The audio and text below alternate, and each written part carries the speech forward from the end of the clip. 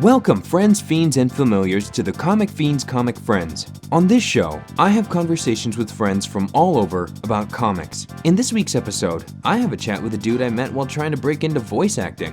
Some of you may have heard his voice before.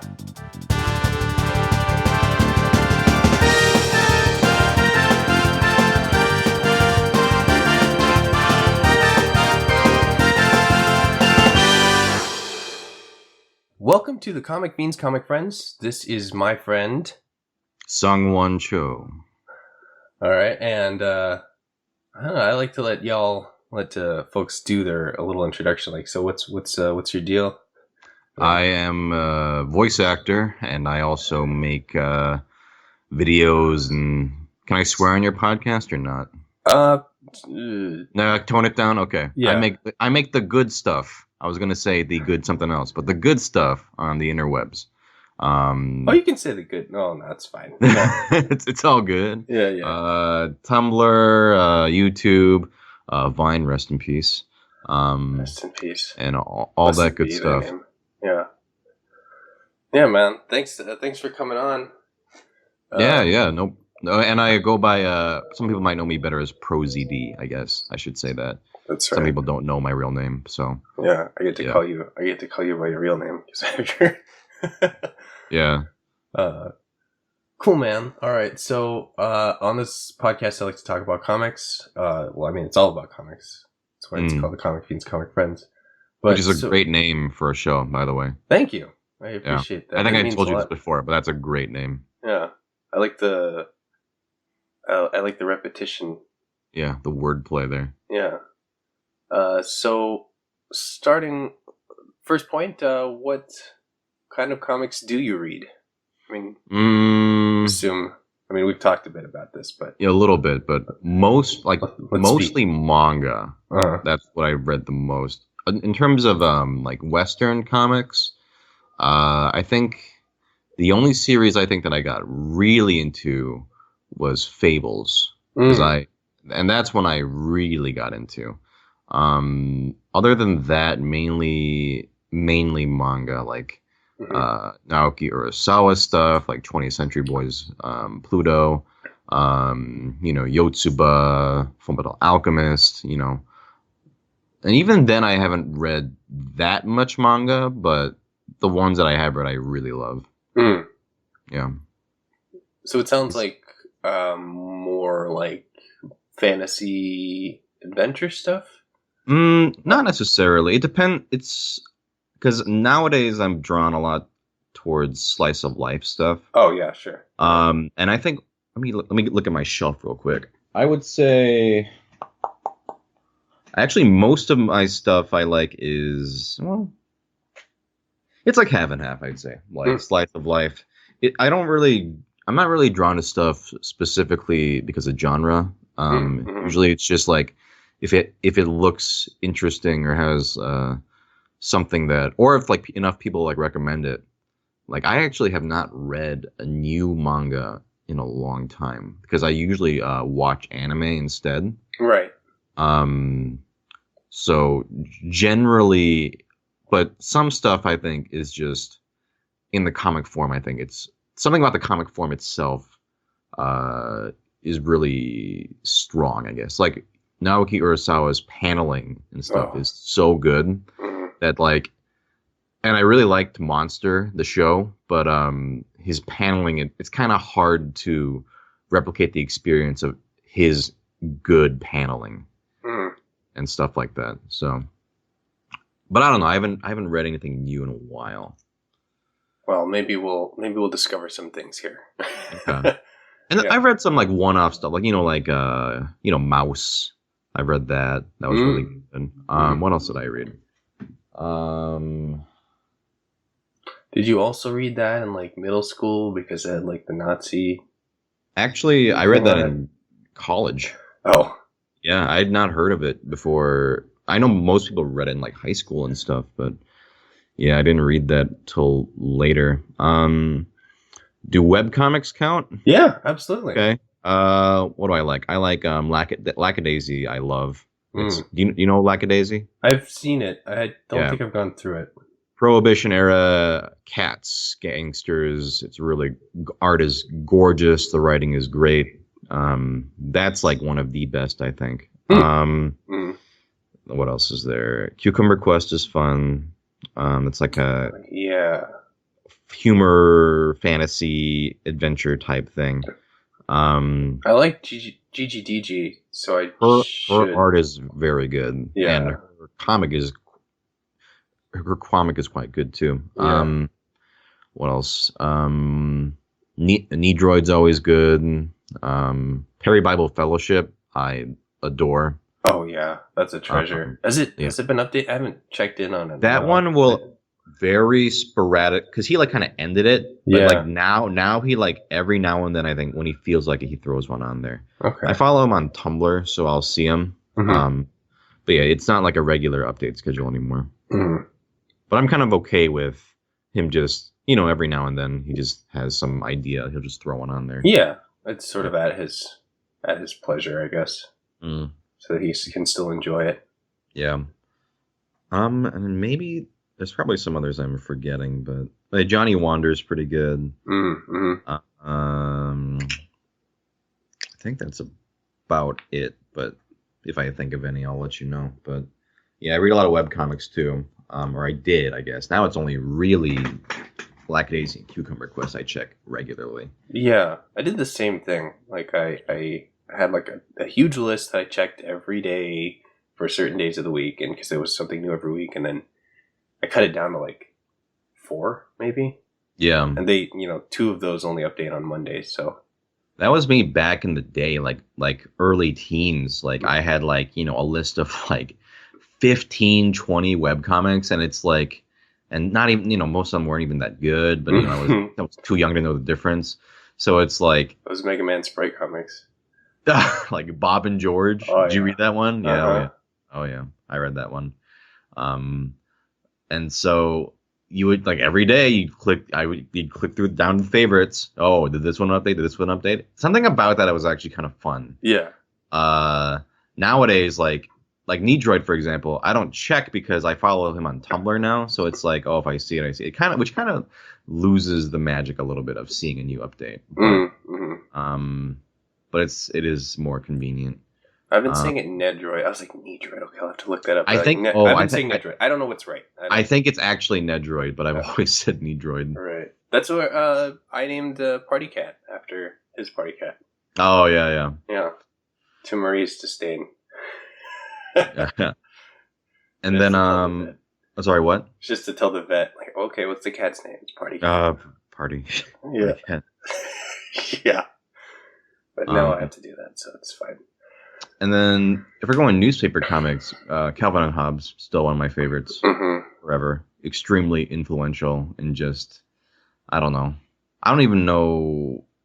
I just loved that comic so much. I own every book of it. Oh. Yeah. And the anthologies? Well, okay. The only thing I don't own is they released a complete edition, which was like the fancy covers and stuff. Yeah. I don't own that because that's redundant. But I own every treasury, every compilation, like when he did like the ones for the museum, like the Sunday pages, with his like commentary and stuff. Oh, yeah. I own every single physical book that was ever released for it, even ones that are kind of like repeats, because the treasuries, it's like I would see them at like garage sales and be like, oh, I'm gonna get this because I don't own it, and why not, Yeah. I don't know where those are. I better ask. Oh, my parents have them still. I still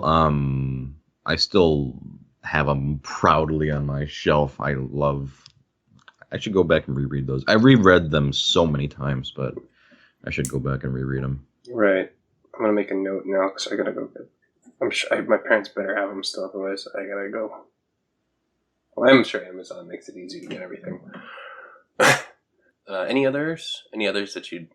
Nothing. Actually, you didn't actually say One Piece out loud. Oh, that's true. Well, I didn't mention every manga I read. Right. To be fair, I think that's the one we usually talk about. But yeah, One Piece. is one that I did not start reading until recently. So like sometimes I forget Okay. that because like I don't own physical copies of it. I own physical copies of pretty much every manga I really love. So One Piece is one I check on like on a website. Right. So it almost in my mind it feels more like a web comic, even though it's a straight up manga. Yeah. I mean that's what it feels like, because it's like, oh, like here's the weekly update. Okay, go check it. But yeah, obviously I love One Piece. I had watched the show for years, but never read it until I finally got, fed up with the pacing of the show. I still watch the show, but yeah, the pacing I hear continues to be abysmal. It's getting worse and worse. So I read it now and watch it, and it kind of it's like it enhances both experiences, I think, because like I get to experience the good pacing of the manga, but I do think the anime more clearly shows what's happening in some parts, because as much as I love Oda, I think sometimes his paneling is a little too messy in terms of like too much stuff is going on to the point where like I don't fully get what's happening in a fight or something like that. Yeah. Sometimes during like I think specifically most recent examples like in Dressrosa, sometimes I would have to look at a page.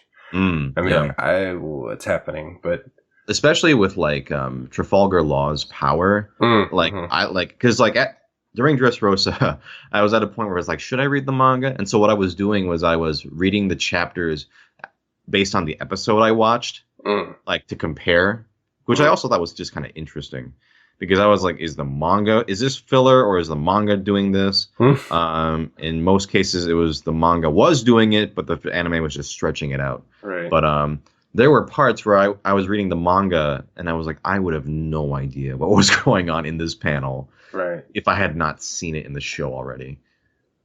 So that's one thing I'll say the manga can sometimes suffer a little bit from for me, but overall, I mean, I love the manga. His art is so good. Yeah. I remember first time I looked at it, I think I was reading Naruto at the time, and there was an ad for One Piece, and I'm like, what's this? But now it's like, nope, definitely strong preference for one over the other, and it's not Naruto. To be fair, when I was younger, I tried reading One Piece and couldn't get into it. I stopped reading around Skypiea, and because that guy, that bad guy, what's his name? I forget his name, but he goes ha ha ha. He's like this big ball guy. Starts with Satori, I think is his name. He's so stupid you forgot about him. But I was like, this is dumb. And so I stopped, and then years later, after I heard spoilers about an arc called Marineford, I was like, oh, I should get back into this, and so I did, and I don't regret it. Is that when they introduced Gear 1? Is that what made you do it? When? What you said? You heard spoilers for them. Oh no! Sorry, no. Sorry, no. Way off. No. Yeah, Marineford is way later. I was thinking of. Was it Water 7? Yeah, Gear 2nd is in Water 7. Right, that's right. Yeah, holy crap! Way off. When is Gear? Is there even a Gear 1? I don't think there is a Gear 1. Is there? He goes. I think he just goes like, "This is my second gear." Yeah. I don't think there is a Gear 1. Right. I was like, "Is there?" No. I'm sure we'll look it up afterwards and feel silly. Yeah. But yeah. Okay. So think back a bit, and you might have answered this already, but like, how did you first start reading comics? Like, what made you go, "Oh, what's this?" Like newspaper comics or anything. Real? I don't know, not real comics, but all like the way back, the first time you were looking at words on pictures. Let me think. The first stuff I read, I think I was pretty influenced by what my cousins read, because they read Calvin and Hobbes. They read Tintin, which I thought was amazing at the time. I mean, I'm sure it's still good now. I haven't read it in a long time. Right. But at the time, it felt like this, like, sweeping epic, like they seemed so dense. Mhm. Now, as when I look, like, I think I looked back at one recently and they're like, these are not that long. Mhm. But as a kid, it just seemed like so I don't know, longer than it was. And like now, have you read Tintin? I I know of it and I've seen some of Okay. it, but I couldn't tell you in good faith that I've read it. Right. I don't know what I would think of it now going back. I'm sure I'd still enjoy it, but maybe not as much as I did as a kid. Mm. But that was one that really kind of opened my eyes. Like, wow, this feels like a real adventure. Like a serialized, like, oh, what's going to happen next kind of thing. Mhm.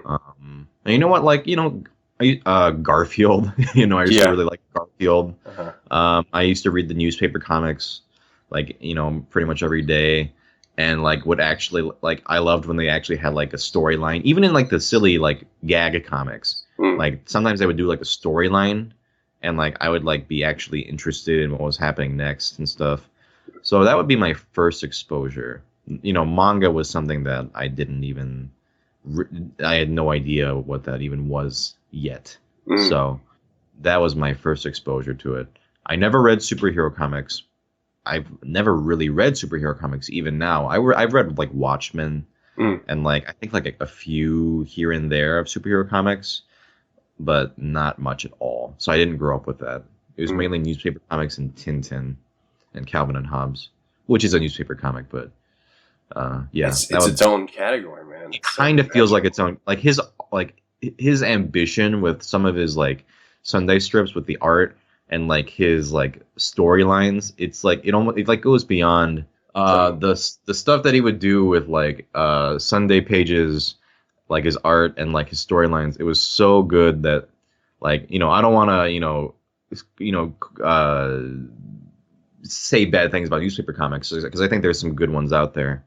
But I think it was something special about it. I think that there's some he gains a lot of credibility by not like franchising the hell out of it. You know what I mean? Like I at the time it was like, because okay, Garfield had a cartoon, Baby Blues had a cartoon, a bunch of different things had cartoons, and I was just like, well, where's the Calvin Hobbes cartoon? Like as a kid, as a kid I was like, I want to see. I wanted animated, that too. right? Oh yeah, definitely. But now that I think about it, it would not have been able to capture the comic. I mean, first of all, unless he was writing every episode, it would not feel the same. Like, I mean, it just wouldn't. Like he had a very specific voice, that also would be, I'm sure, watered down for general consumption. Like, because if you're making a show, you have executives, you have people like, oh well, like, why is Calvin talking like an adult? Like, he should usually make him talk more like a kid. They give the dumbest notes. So, although to be fair, the Garfield and Friends cartoon was actually quite good because that was just like a totally different writing staff. It made you even care about the farmland dudes, which I didn't care about in the comic form at all. Like, I didn't even read it as a comic because I don't think that was like, he like barely did any of those. I don't even remember those, like U.S. Acres or whatever, but yeah, I think that's right. Like Garfield was one that translated well into a cartoon because the original just didn't have any, like, I mean, didn't have much substance to it, to be honest. Like, it was mainly just one a day jokes. So like they basically just took those characters and just wrote entire episodes of whatever they wanted. And so that's something I think could work. But Calvin and Hobbes is so distinct, I guess, in its writing style that I just don't think, unless they only adapted the storylines from the comics, I just don't know how they could do it. Right. Yeah. I will say I wish there were some, like, even if he was picky about it, just like some shirts or something. There's like one official shirt. Oh, is there? There is one. It was I think a limited, because my friend owned it and she lost it and she was crushed. But it was like a limited run print from like a museum or something like that. He approved it the one time, and then I just wish like he could approve, like, okay, these shirts are official. And that's it. No like plushies. I don't need a plushie. Okay, I just want like a shirt or something. Mm-hmm. But I can respect, his decision to not market it at all. Mm-hmm. Yeah, that's not. I mean, it's almost in a world where everyone's trying to make a quick buck. It's almost unheard of that this guy was like, no, like we're not doing that. He's an odd duck because he's just. I'm glad he's just content now, just painting. Yeah, like in not complete seclusion, but pretty much in complete seclusion. Yeah. Obviously no social media presence. Doesn't like to have public appearances. Like not like he did like one interview a couple of years ago, and that was like the last anyone or like no one had heard from him in like years before that. Mm-hmm. And that was actually pretty enlightening. But yeah, so he's just an interesting guy. Just seems very almost zen, just very content with little things. Because he's not, Jim Davis is still going. Is he? I've heard things that he's just not doing anything. The Garfield machine runs itself at this point. Oh, I'm sure. But I'm sure he must have like some input. Mm. Do you think that he just doesn't make the comic at all anymore? I think so. I mean, like, okay. He's I'm pretty sure I saw this where he admitted himself, like, I'm doing this to make money. So if it's at a point, I mean, maybe he'll jump in and maybe do something every now and then. But I feel like, I mean, if I was in that position, I'd take it. It's like, all right, I get the money. This thing is working. I get to just chill or do whatever. I don't know what he's doing in his spare time, but he's very old now, so probably just not much. Yeah. Yeah. And yeah, man, I used to go to the library. I read, like, the library had like all of the Garfield anthologies, so I've seen it like from like it's like when Garfield still actually looked like a real cat, and like when Garfield looked like a monstrosity in the beginning. Yeah. And was it his John's friend Lyman? Yeah, that who disappeared. Went to the basement and never came out again. Yeah, John just murdered and just hid the body. Yeah. Yeah. I will say this about Garfield. There's like a period of Garfield comics, because I used to read them quite a bit as a kid, where they are actually really funny. It's like a specific period of time where I don't know what about them, but like they were pretty funny. I mean, eventually they just got. I mean, for most of its run, it's been a pretty tame, like stale series of jokes. But there was like a little era where it was pretty funny. But yeah, right. That could also just me be looking overly fondly at it. But when I'm trying to look back on it objectively, I think there were a few funny ones. Well, yeah, maybe more than a few. I what I would look for is that, like, in each volume, I'd look for something that made me like laugh out loud. Like I would burst out laughing at some of them, and maybe it would just be to look at funny faces, because when it was. Sometimes his expressions were pretty funny. Sometimes, especially on John and stuff. Yeah. Yeah, I think one of the ones I remember the most is like, I mean, it's simple, but Garfield goes like, "I'm hungry and sleepy," and he's walking around like half asleep, half like crazed. Yeah. And that visual is always stuck in my head. So it's, I don't know. Yeah, it's Garfield for you.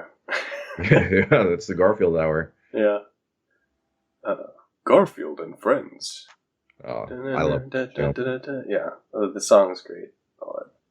All right. So going back to comics, or staying on topic here. Yeah. What is it that you like specifically about comics? Like, what do you think you can get from this media that you can't get like anywhere else? Well, I mentioned before, but paneling I think is very, like, the structure of a page. That's something very special, and depending on the right artist, they can do like amazing things with it. Like I mentioned, Urasawa, he can make stuff feel cinematic.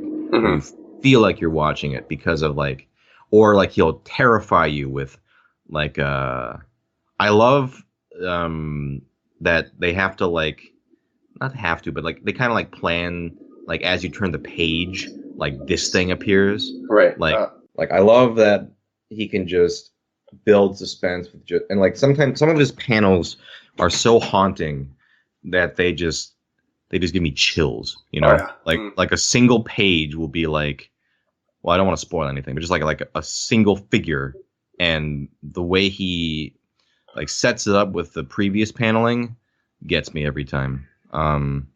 So I mean, which series were we talking about here? Because I've read through Monster, 20th Century Boys, and I think 20th Century Boys had the most like that. I've read through Monster, but I don't own that one because I watched the show mainly. Oh, I see. Pluto also has a good amount of that. Oh God, yes. I didn't know what Pluto was about. I was just like, someone's like, you should read Pluto. I'm like, all right, I'll read Pluto. I'm like, is this Astro Boy? Like, yeah. Yep. And like, it's real. That's so good. Yeah. Yeah. Pluto is great. Pluto is probably well, actually it's toss up between Monster and Pluto, but Pluto might be objectively maybe one of his best because Urasawa, as much as I love him, tends to go a little long-winded, like with the stuff. Yeah, which I'm kind of Boys. Yeah, but I enjoy it because it's just that one was just like ramping up and up and up in terms of just scale. Yeah. So I was fine with that. But Pluto is only like 8 volumes, so it feels just like this is a complete story. Although I think Monster might be my favorite of his works. If I'm thinking back on it, because that one just the plot of that one was mind blowing to me. Were you also reading Billy Bat? I tried getting into Billy Bat, maybe like 2-3 years ago, maybe, and it's so confusing. Yeah, like I did not get what he was going for, I guess, because it was jumping so much in like time periods and stuff. And I was finally getting to a point where I was like kind of interested, and I'm not that I wasn't interested, but I was kind of getting what's the word, invested in what was happening. Yeah, and then I caught up. With what was out. So and then I never got back to it. Right. So I think that one, and I've heard people say similar things about it, like that it's just very confusing. So I think maybe when it's fully done, maybe I'll give it another shot. Yeah. It seems like the stuff they're doing later, because I'll see snippets very rarely here and then, like on Twitter or something. It looks very ambitious in terms of what he's trying to go for. So I think when it's done, I might check it out. Yeah, well, let's do a thing. We'll go through. I had the same experience. I remember starting it and going like, "This is kind of cool," and then I'm like, "So you jump around so much. Is Billy Bat good? Is Billy Bat evil? I don't know. One's evil, one's good. I don't and like so many characters. Like I mean, as crazy as 20th Century Boys got, there was still a core group of characters you followed. Right. Yeah. And yes, there were a lot of characters, but your emotional investment is in Kenji and in his friends and in his family. Like that was the main people you followed throughout all the crazy events happening. So there was always a core to it. Yeah. But Billy Bat, they're never like the author character just felt so just plain, just like nothing. It made me interested in this guy. And then there were so many jumping in time periods. I was like, who am I supposed to, like, who's important, who's not, like, what? And they would, like, characters would, like, say some, like, it's like, an enigmatic thing, and it'd be like, oh, well, this will be explained, I'm sure, in, like, 5 years from now. Yeah. Because, like, one character would be like, oh, hello there, Black Crow, or something, and it's like, what are you talking about? I don't know. I have no context for what this means. Yeah. Like, I get foreshadowing and build up, I guess, but there's so much of it where it's just like, I don't know what you're talking about. Yeah. So. And especially if it's been a long time, or I don't remember, was it a month? Is it a monthly series? Or is it... I'm not sure. I don't remember. Well, yeah. What's a problem with a month to month is that when you have something that dense, you can just easily forget what it is without having to, and you're gonna have to go back and read it. Yeah, yeah. Which isn't necessarily a bad thing, but it's like, I don't know. I don't know who you are. Like, we're in Japan now. We're in World War II now. We're in... Right. That one, I imagine, would be extremely tough to keep track of. Yeah. You know what manga was, like, an absolute treat for me to read monthly, though? Was, did you read Fullmetal Alchemist? I did. Okay. When it was ending, I was like, oh, it's ending. Like, you guys are ending it, and it's... Is it Urasawa? Oh no, yeah, but, like it was. Wait, what? Sorry, Her Arakawa. name's Arakawa. Whoops. Yeah. Arakawa, yeah. I don't know Arakawa. She first of all, I admire that she knew to end it, and Mhm. she had planned it for a Mhm. long time, Mhm. and that's what makes that series so good. Mhm. But going back to why it was a treat, like those chapters were so long. It was like I forgot how many pages, but I think it was a monthly release. I think so. It was like Over 60? Around 60? something like that. Yeah, like maybe 50 pages of like just amazing. It was always good. Mm-hmm. I was like, oh, it's Full Metal Alchemist time. Like I get to, excuse me. I loved reading that monthly. Mm-hmm. Because One Piece and shonen stuff where it's weekly, I enjoy, but there is that kind of like not enough happens, I guess, in one chapter Yeah. sometimes. Uh-huh. But with Fullmetal Alchemist, it's like here is your novel to read. I mean, that's what it felt like. It felt so dense and so satisfying. And some of the cliffhangers she would do at the end, you'd be like, oh no, like gotta wait till next month. But it was a different kind of thing. It didn't feel like, oh, there wasn't enough this time. Mm-hmm. It was like a great sort of section of the story, and then that cliffhanger just gets you. Mm. Yeah. Yeah, that's I think that's a benefit of having a monthly series is where you can tell a lot more. You can end it on a cliffhanger, and in the next chapter, you can actually fill in that, fill it in without like making it feel like you're prolonging something. Right. Like something I'm reading right now, or a couple things I'm reading right now, aside from the stuff in Shonen Jump, is like the As the Gods Will It or something like that. Okay. It's one of those like survival game series. All right. And so week to week, it's like, okay, are we gonna get like, is this gonna move forward? Like, are we gonna wait for a month for the decision to be made? You're gonna end it on a guy looking evil, but really he's just like, I'm making this face because I'm tricking you in a good way. Like, okay, that you. I mean, maybe that's a toy, or maybe that's something that they could play around with because they're a weekly thing. But it's something that would just be kind of silly in a monthly. Yeah, because it's like every like 10 pages is like, oh, what's gonna happen? Yeah. Oh no! And then just immediately the next chapter, it's like, oh no, this was fine. Yeah. Yeah. I mean, weekly they have to do it like that, just because it's like, and when you read like a volume of a manga, it's always a little funny. Like sometimes it's like, oh, what is this character evil? And then the next page, it's like, no, they're not. They're hey man, what's up? Like, oh, okay, yeah, you're fine. Right. Yeah, it's a little goofy. I was gonna say something about monthly. Oh, I almost wish, and I realize it's not feasible, but like I almost wish some web comics would do monthly, because like the ones I mentioned, Lackadaisy and Cucumber Quest, their updates are, well, Cucumber Quest used to be regular. Now it's a lot more sporadic. But it would kind of lose, because it'd be like, a page like a day, but in a series where it's like pretty heavily like it's like a narrative. So it's like, if you only get one page that day, you kind of lose the pacing a little bit. It kind of messes up with the pacing. At least with a manga release, you get like 12, 13 pages that day. So you can read through a whole section. But some webcomics, it's like one page, and it's like, oh wait, so what happened like last page? Because that was like, last week. So it kind of makes you wish like it had like a monthly, like here is the chapter, or here is the chunk. But I realize that's not necessarily feasible because of like, they need to get ads and stuff like that. And, people lose interest easily. So yeah. With the monthly or weekly release, you have the benefit of being in a magazine that's probably going to guarantee that you're going to be published. You're right. On the Wild West of the internet, oh man, I should say on the Wild West of the World Wide Web. Yeah, oh, there you go. That's much better. Just edit it so you say that instead. No, I'm gonna have to keep this in because we're trying to look cool. Yeah. But yeah, on the Wild West of the World Wide Web, you have to keep people engaged a bit. And so exactly, it's people lose interest quickly. So I get why it can't be a thing, but I wish it was, because I think it would help a lot of webcomics if they had that luxury. But There's I know there's one that does that. I'm pretty sure there's one that does that, but I can't remember what it's called right now. I'm sure there are a couple, yeah. Yeah. It was like an adventure fantasy series, and it would only release, I think, when something was completed.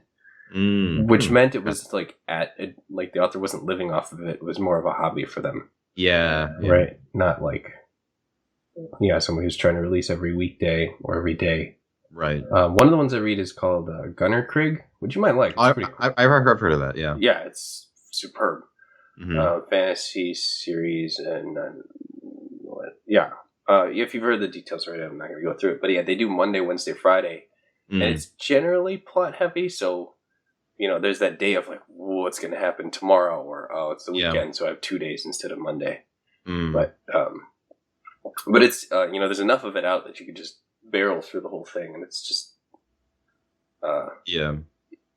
It's something I really liked with webcomics that we're running for a while is seeing the art change. And you can see this in other things, like when we were talking about Garfield earlier.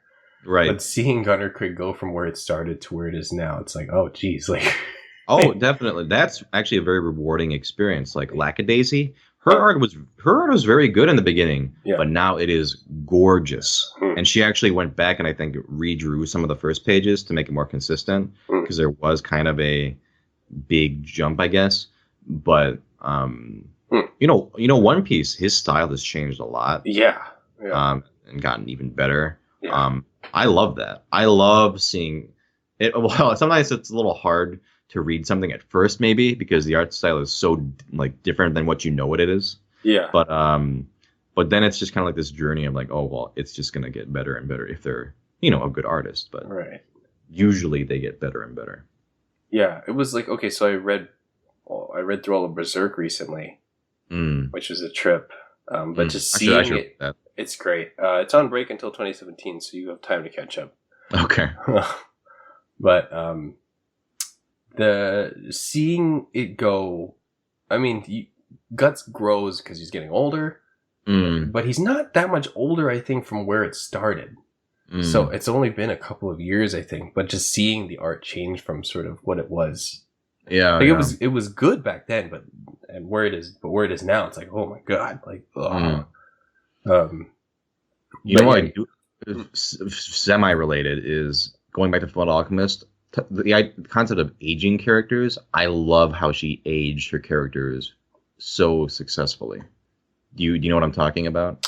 Refresh me. It's been a while. Edward Elric in the beginning is this scrawny little kid. Yeah. And by the end of it, he is like, and they comment on it. There's a part where Winry realizes he's taller than her now. Yeah. And like the transition was so gradual and so natural that you're like, oh yeah, he's like, I think a couple of years older now, and he's like buffer now. But it's never like, oh, here's the chapter. Oh, hello guys, I'm buff now. It was a complete gradual aging, and now you look back. It's not just an art style thing. It's just like the character has grown, quite a bit. I just wanted to comment on that, and I was also going to talk about not to derail you. What were you were talking about Berserk and Guts. Finish your thought first. No. I pretty much it was the same thing. It's that he's grown. He's much more like, he looks kind of like a child when it starts, which I mean, and he's much more, I mean, super hunky by where we are now. So of course, a lot has happened to him. So that's fair. Yeah. But the proportions I think change when his art style adapted a bit too. So you get, I don't know how you save it. They kind of had squishy anime faces, not too squishy, but yeah, right. I know. But now, when you see him now, like straight on, it's like, dude, like, I don't know. Oh, it's a difference between Ike and Brawl, and Ike and Smash for 3DS and for Wii. Yeah. Where you got buff. Yeah. I was gonna say another art change that I thought was interesting. Did you ever read Yotsuba or Azumanga Daioh? Yes, I read Azumanga, and my sister was buying the volumes for Yotsuba, but it seemed like it stopped at some point, but it felt like there should have been more. I don't remember. It's still going. Okay. It's just very sporadic. Like it's like whenever he feels like putting out some chapters he does, and then they will eventually release them as in a volume. Mm. I always just pre-order them on Amazon because Amazon will be like, hey, you like Yotsuba, here's the new one, dummy. Yeah. But so that's actually I think my favorite manga is Yotsuba. Okay. I think of all, just the one I enjoy the most. But going back to art style change, his art style change has changed quite a bit too, especially comparing Azumanga Daioh to current Yotsuba. Like he's almost gone the opposite route of Berserk, where the faces have gotten rounder, which is interesting because in Azumanga Daioh they just kind of look like not to say that they're like giant, blobs now, but Azumanga Daioh they're more, how can I say that, the faces are more angular. Right. And then later, like I forget, like 10 years later or something, did you know about this? He released some Azumanga Daioh comics as like an anniversary thing. I didn't know that. Oh, you should go back and read them because they're actually pretty good. He released them as like a special anniversary thing, but it was in his current style, his Yotsuba style. Right. And so most of the characters looked pretty different. Like, are they older now too? Like, has time passed? They weren't older. They were still in the same age, but it was just like, additional comics that like he just thought of or whatever. And so but what's funny is that even though the faces got rounder, the characters looked more realistic somehow because like it's like in Azumanga Daioh, each character had like almost like kind of like a stylized style, right? Like Yomi was glasses girl and Sakaki was tall, right? Yeah. But in when he went back to them in the Yotsuba style, some of them kind of looked more similar, which is more accurate to what humans are like, actually. Is that they kind of like it wasn't like they felt, I don't know. I don't even know if it was necessarily for the better because it felt a little different, but it was interesting. It was like seeing Azumanga Daioh characters being transplanted in Yotsuba's world, where they look a lot more just kind of like people, Like if you look at Yotsuba characters, there's not like a huge defining quirk about their design. Right. I mean, so, aside from Yotsuba, this little green-haired anomaly. Yeah. But most of them just look like people, and so it was interesting to see Azumanga Daioh go from this transition of like high school anime style to like kind of like a little more like very slice of life style. It was interesting anyway. So it's interesting to see how his style has changed. Well, I would say that there's something. Oh, I don't know if this is I haven't seen it yet, but I'm going to just make a prediction. Is that you might argue that with seinen stuff, people tend to look a little bit more closer to reality, less cartoonish or caricaturized. Yeah, yeah. And so, do you think is that a good way to maybe describe what it's become? Yeah, I think so. That would be probably the best way to put that. Yeah. So it's sort of matured.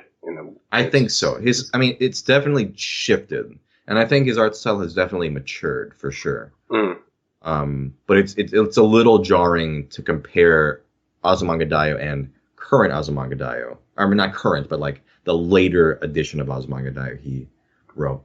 Yeah, I'm gonna have to look it up like as soon as we're done here. I didn't know about it for years until like I think like maybe last year. Like I was like, there was he released more of these. Like I gotta read them because I loved Azumanga Daioh. All right, yeah.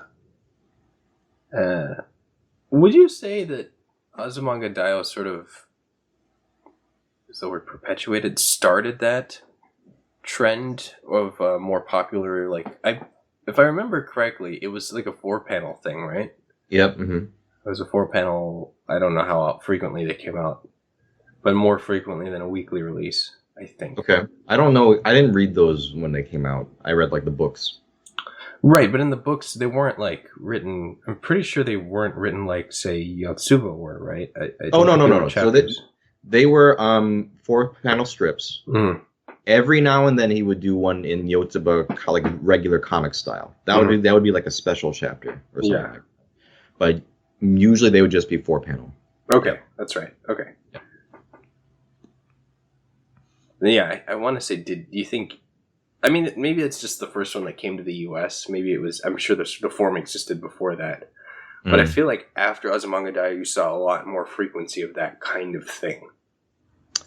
I'm not. You mean like Oh, four right. coma? That's right. Yeah, the 4 stuff. I feel like that. I wouldn't know because I don't. Yeah, that's I'm right. not familiar with the history of the 4 I'm sure there were probably others. I feel like it was probably a thing where like that one just became big here. Yeah.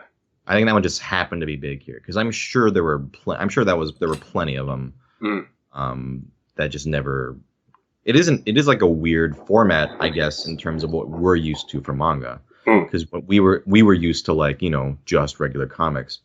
The idea of a 4 probably seemed a little strange to people, American people. I mean. Well, I mean, not necessarily because the Sunday Funny. I mean, you started with the Sunday Funny, so it's. Yeah, I would say that's comparable. No.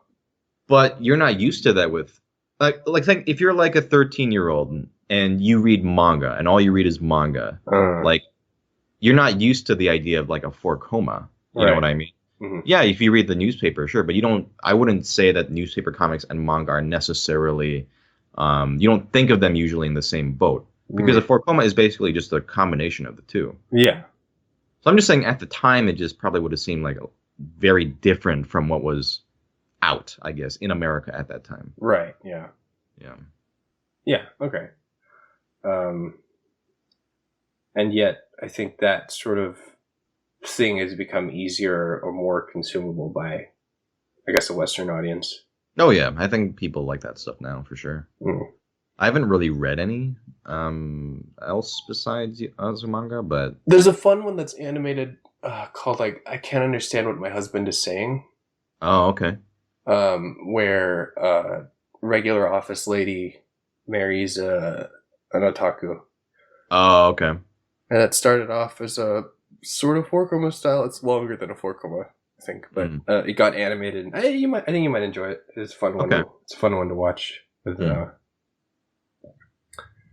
but yeah, so that kind of thing exists and has become more prevalent. I'm gonna look into it now because I want to know if this is true. If that became more popular or more accessible because of. Are you talking about in Japan or America? I mean, starting with Japan, yeah. Oh, Japan, I have no idea. America, I'm sure it made it more. Yeah. Mm-hmm. I feel like that was the first big one for sure. Yeah. Yes. There was another thing I wanted to say about that, but I think it fell out of my head. That's okay. Okay, so is there anything that you would like make a strong recommendation for that you would like people gotta read this if they've never read it before, or just anything you feel really strongly about? Just one? Anything, as much as you like. Oh, okay. Go ham. If you want to read a webcomic, read Lackadaisy. Incredible. You won't regret it. Amazing art, amazing writing. Nothing like it. Anyway, I've read that not since the very beginning, but pretty early on. And I've like, unfortunately, because the pages are so like amazingly drawn and she's, busy, like it's not a regular update schedule, but when it does come out, it's totally worth it. Every time a new page, or she usually releases like a couple pages at a time, I'm like, oh, like it's always so good. Yotsuba is my favorite. Slice of Life, I think one of the funniest ones I've read. Like I think it's just his delivery, quote unquote delivery, I guess writing, paneling and stuff is so funny sometimes. And I think he is probably one of the funniest I've read. 20th century, well, I'll say 20th Century Boys and Pluto. I wasn't sure if I should pick just one, but I'm going to recommend both. If Only one Urasawa, no. If you haven't read Urasawa, read Urasawa. He is, I think, just. I don't want to go too far as saying like he's the next Tezuka, but I think he's definitely up there. I think he is amazing, and even if he can be a little long-winded in terms of his ambition and his art and his scale, I guess. It's really hard to top him. I think he is one of my favorite mangaka of all time. What else is good? Fullmetal Alchemist is amazing. Yes. I think the manga is the best way to experience it. Absolutely. Brotherhood's pretty good, but it cuts some stuff out from the manga, and the pacing's a little wonky in the beginning. Don't watch the 2003 anime. I think it's just bad. The manga, I think, is the perfect way to read it. So if you like manga and you haven't read Fullmetal Alchemist because you're like, oh, it looks too popular for me, or I hate that opinion. I hate it. It's like a thing where like it's not as like a generic shonen thing. It is very well written. The characters are fantastic. The plotting is superb. It is very well plotted from beginning to end. No like stupid filler or anything. It is, and I mean, I haven't read Silver Spoon, but I'm sure it's just as good because the show was amazing. So, did you watch it? Okay, I started it and I liked it. I think I fell off after I caught up. If you like slice of life as much as I do, either watch or read it because I love Silver Spoon. Okay, what else is there? Azumanga is good. I like Genshiken a lot. That one I think is pretty fun. Have you ever read that one? Yes, I read it all the way up until I got to part 2, and I don't care about part 2 at all. I actually felt the same way, but part 2 is actually not bad. It's not bad, but I just didn't want to. I just don't want to keep going. Like, yeah, that's fair. Once the main crew left, I'm like, eh. Part 2 is like a whole different beast, and I'm kind of appreciating it for what it is. I think it ended. I think it's over. Oh, okay. I haven't. I'm reading the volumes as they come out. I see. So, yeah, I heard it ended. Yeah, but anyway, that one's pretty good. The first part is still better though. So if you have to read Genshiken one part, obviously read the first part. Right. I think that's about it for what I think you need to read. Yeah. Cool, man. Yeah, I'll make sure to link to all of the legal ways that you can acquire these different recommendations. Yeah, all the manga I mentioned is buyable because I have them. I'm looking at my shelf as I'm recommending them. It's a good way to do it. Yeah, I love buying.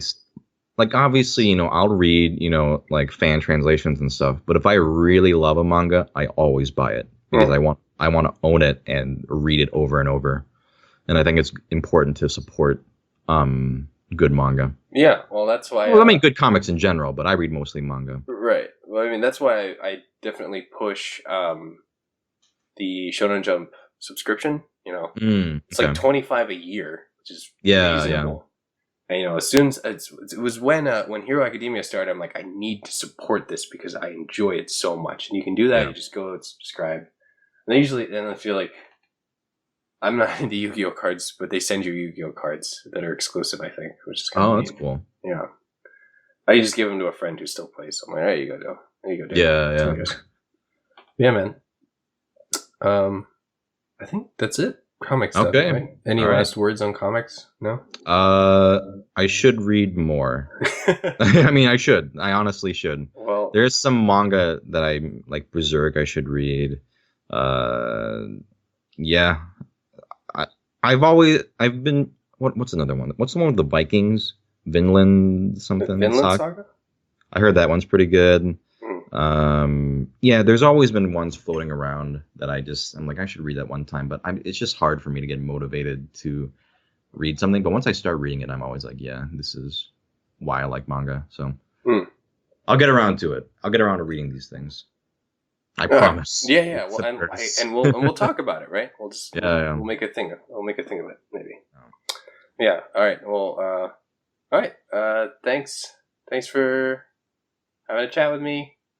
This is the comic. Yeah, pleasure. The Comic Fiend and his comic friend. Signing out. Goodbye. Thanks for listening to TCFCF. Tune in next week for another conversation about comics. And don't forget, the Comic Fiend is your comic friend too.